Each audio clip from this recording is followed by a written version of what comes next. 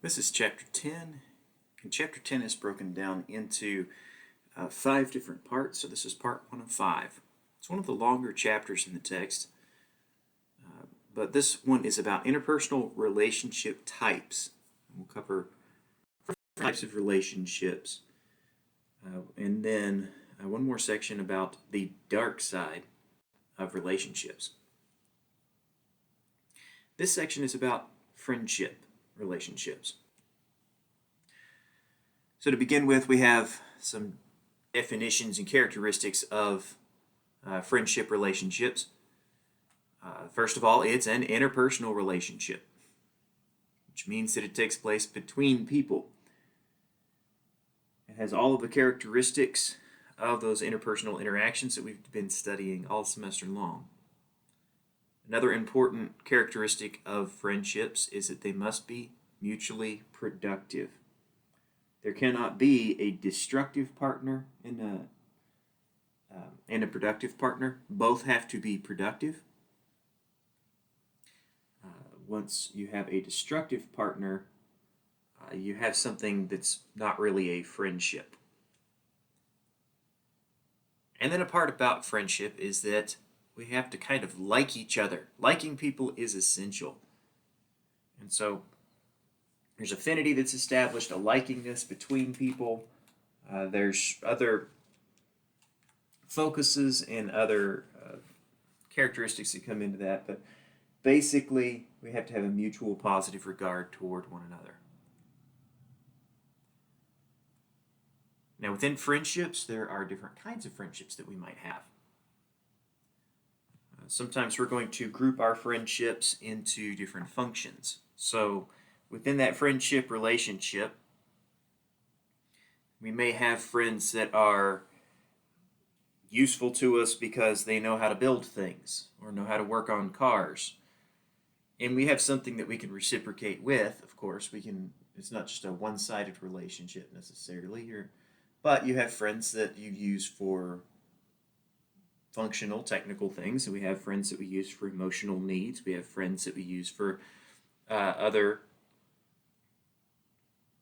types of needs that we have, and we'll get into that a little bit more as we continue. You can rate friends or rank them by closeness. Even things like social media encourage you to do this, where we have very close friends, we have acquaintances, we have a lot of different terms for people that we keep at different lengths from ourselves. But we consider them all friends. And then there's the communication media, and that's how we might rank our friends.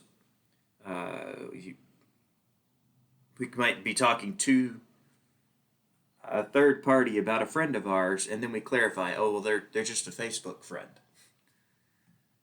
Because the communication media is such that we don't ever see them face to face. We met them online through another friend or something like that, and then we've connected. But they're my Facebook friend. Or you can say they're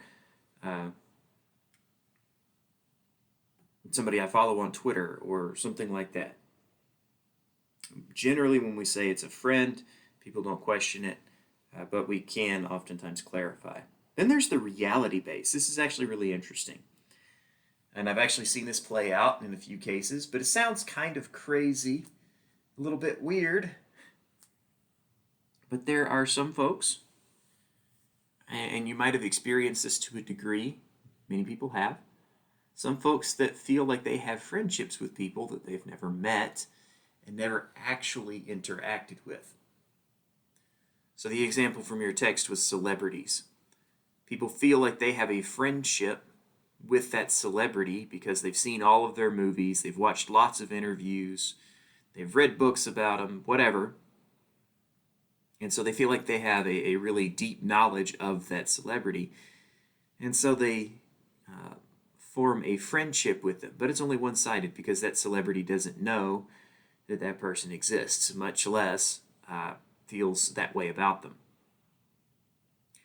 Now, where we might see it in our personal lives more often is with social media influencers, YouTubers, and the like, where they put up videos all the time and they disclose very personal things, talk about their lives, their relationships, their beliefs.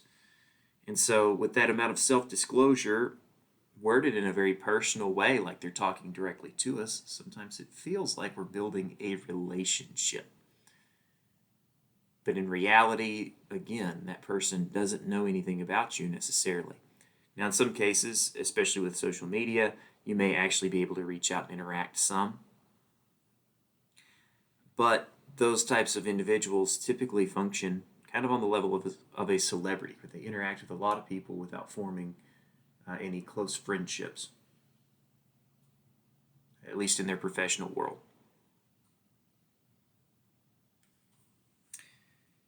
And then we also rank our friendship types maybe based on interactions and how we connect with other people. So you have a friendship of reciprocity.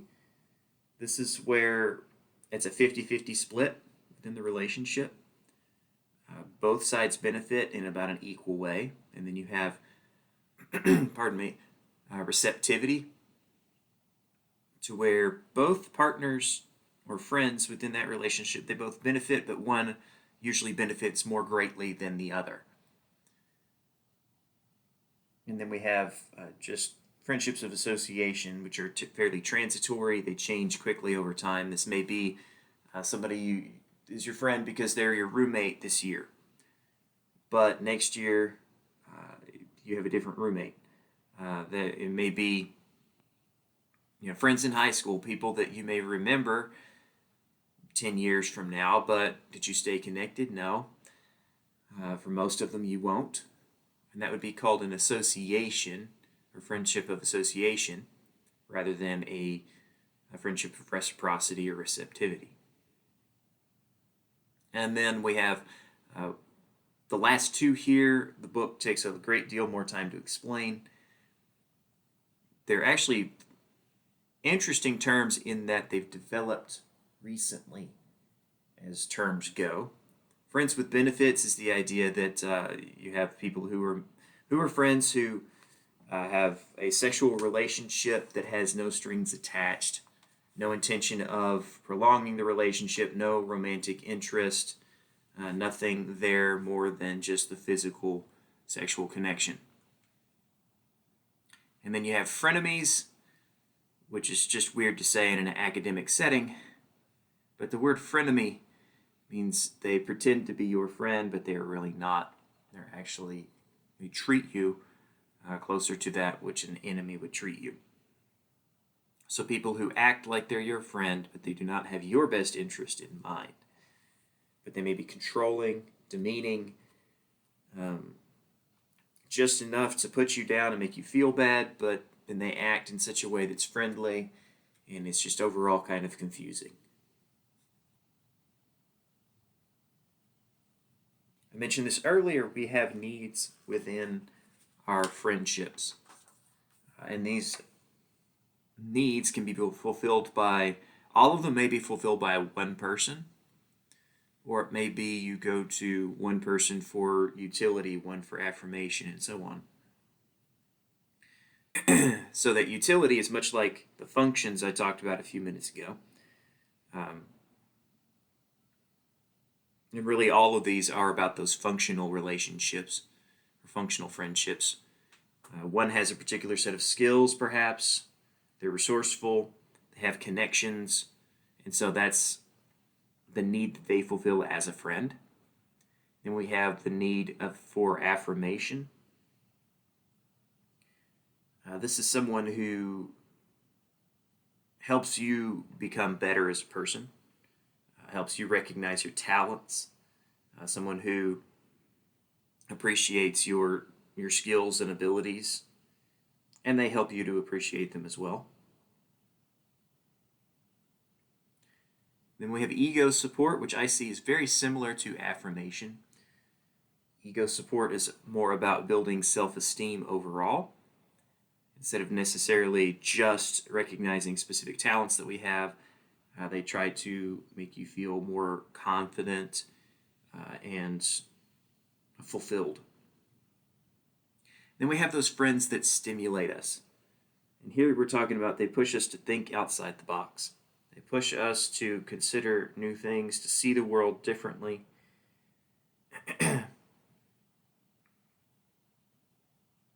These may be mentors, that kind of a friendship. Um, Usually it's going to be a fairly effective mentor if they can push you in that way. But they may be just other friends that we have that stimulate our minds. And then there's those security type friends, those that will never do anything to hurt us. They're always going to be supportive, and they're always going to be non judgmental. We can tell them just about anything.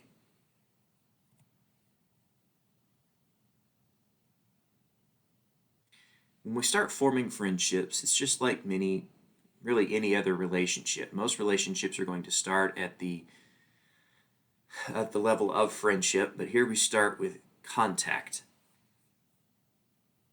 It's where you're just meeting the person. You're still trying to understand each other and what's appropriate in conversation. So there's going to be some awkwardness, little genuine immediacy. Um, that's going to be physical touch, physical connection. It's going to be eye contact, gesturing. It's going to be asking deep questions about that person's day and their feelings. That's kind of what immediacy is. It's about bringing people close to you. So we have little genuine immediacy in the contact phase. However, that starts deepening in the involvement phase. Here, do you have that dyadic consciousness? So you become more aware of the other person. They become aware of you. You consider each other. You start becoming more involved, hence the name of the term. Here also your networks will start to come together. So we're talking about personal networks. People you know, people they know, and you become acquainted across those networks. And then the next phase there is about close and intimate friendships. Not all friendships are going to go this far.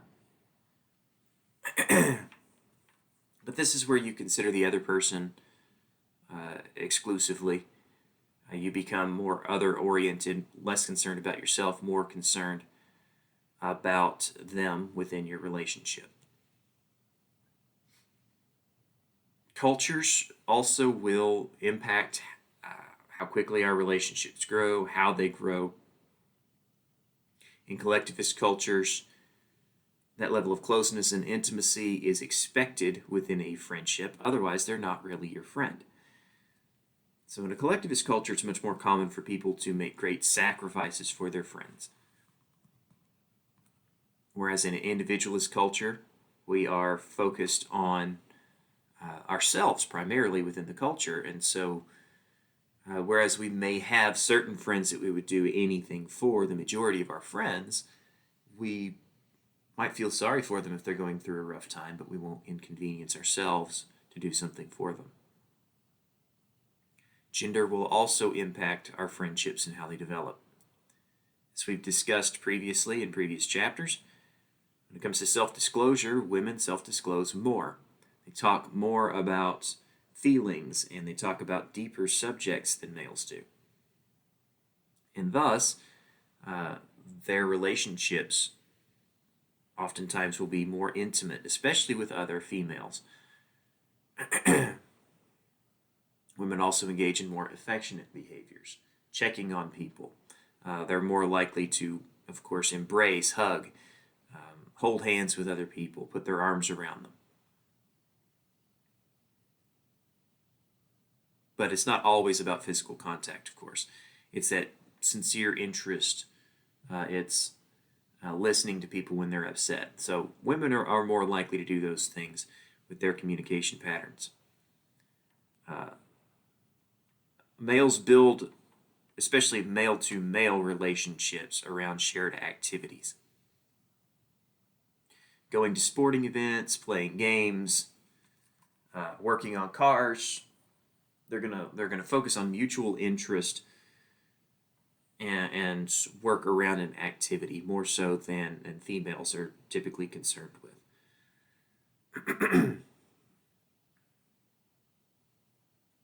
So gender and culture are going to play a huge role in how friendships develop, how deep they are, and so on.